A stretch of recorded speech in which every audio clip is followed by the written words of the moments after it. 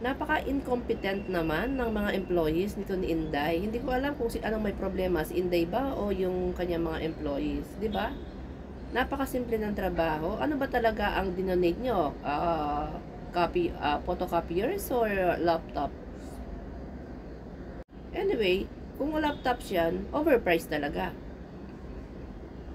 Dahil nga, nagre-range lang ang laptop sa 20 to 70,000. Ko 300,000. Dinaig pa po ang Apple. Kung photocopiers naman ang dinonate, edi doble-doble po. Mas doble-doble.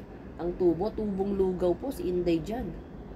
So, sino ang incompetent sa kanyang trabaho, sa kanyang posisyon? Ang mga employees niya ba o si Inday?